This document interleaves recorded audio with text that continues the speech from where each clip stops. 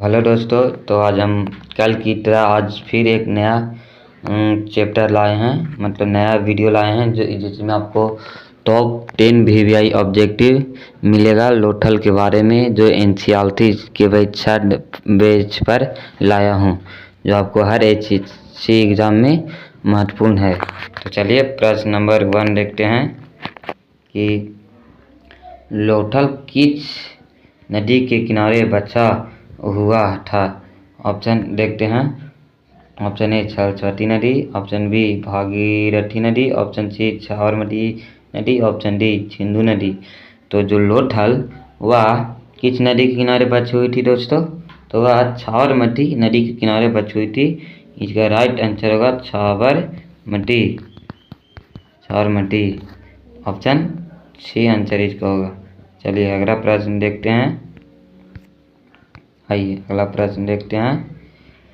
लोथल किस राज्य में स्थित है? Option A Haryana, option B Gujarat, option C Rajasthan, option D Punjab. तो जो लोथल वह किस राज्य में प्रसिद्ध है? वह गुजरात राज्य में स्थित है। गुजरात में प्रसिद्ध है। ऑप्शन बी का राइट आंसर होगा। चलिए अगला प्रश्न देखते हैं। लोथल किसके लिए प्रसिद्ध था?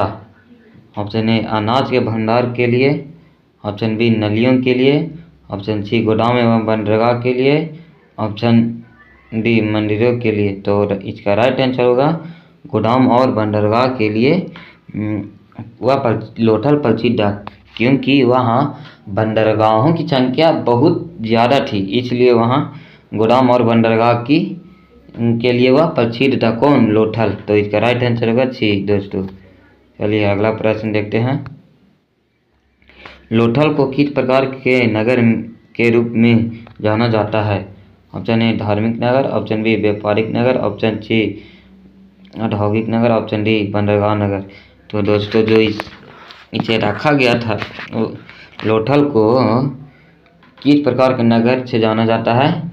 तो वो जो जाना जाता है वह बंदरगाह की नगर से जाना जाता है। क्यों?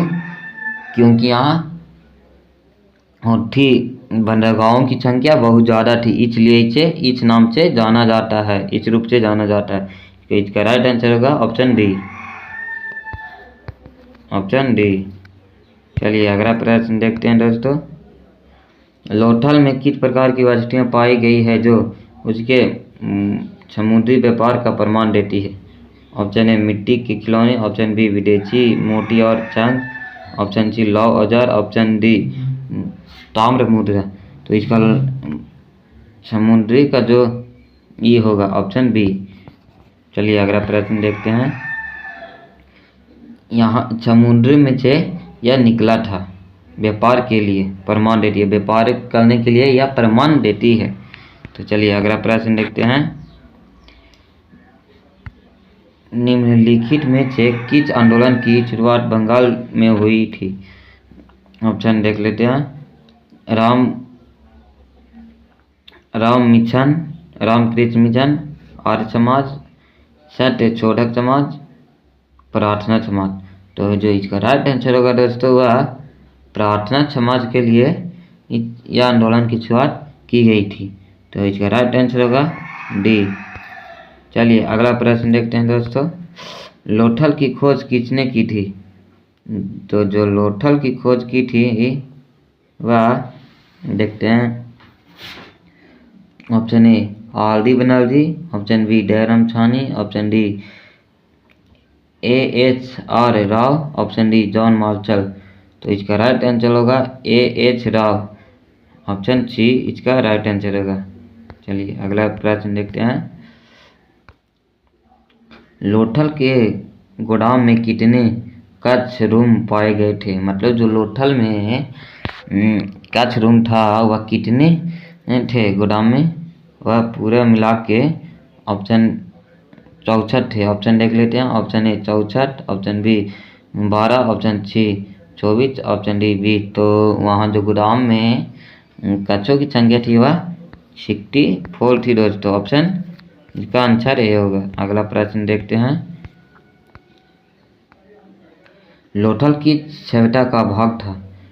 ऑप्शन ए वैदिक सभ्यता, ऑप्शन बी हड़प्पा सभ्यता, ऑप्शन सी मौर्य सभ्यता, ऑप्शन डी गुप्त सभ्यता। तो जो वह लोथल की सभ्यता का भाग था, मतलब कौन से सभ्यता का भाग था, तो वह हड़प्पा सभ्यता का भाग था। कहा कि हड़प्पा से ही तो निकला था लोथल, हड़प्पा में ही तो पाल रहे थे, तो लोथल का उठी मिला था जानकारी, तो इसलिए वह लोथल किस सभ्यता का भाग है, तो वो भाग को पूछ रहा है किस सभ्यता का भाग है, तो वह हड़प्पा सभ्यता का भाग है। ऑप्शन बी इसका राइट आंसर होगा।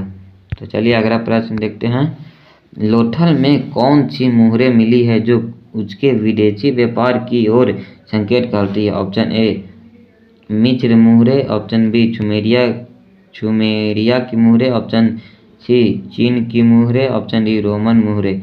तो जो क्वेश्चन समझो क्या बोला है, लोथल से कौन सी मुहरें मिली हैं जो उसकी विदेशी व्यापार की ओर से संकेत करती है, मतलब लोथल में वह कौन सी मुहरें मिली है जो वह विदेशी व्यापार के लिए संकेत करती है। कौन सी मुहरें? वो सुमेरिया की मुहरें।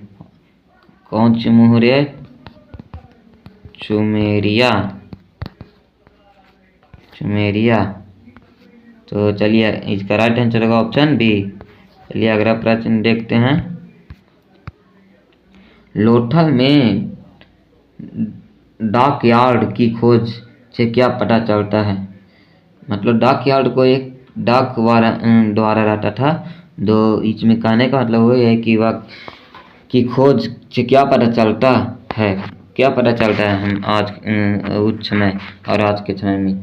तो ऑप्शन में देखते हैं धार्मिक अनुष्ठान, ऑप्शन बी यह जल परिवहन और व्यापार का केंद्र था, ऑप्शन सी खेती पर निर्भर था, ऑप्शन डी यह शिल्प कला था। तो इसका राइट आंसर होगा क्या, यह जल और परिवहन और व्यापार का केंद्र था, ऑप्शन बी। इसका राइट आंसर होगा ऑप्शन बी। तो चलिए दोस्तों अगला एपिसोड आने के लिए ज़रूर ऐसे ही VVI ऑब्जेक्टिव लाऊंगा जो NCERT से मैं खोज कर लाता हूँ, समझे, इससे बाहर क्वेश्चन नहीं आएगा। तो चलिए अब देखते हैं अगला प्रश्न अगला एपिसोड में। Okay bye.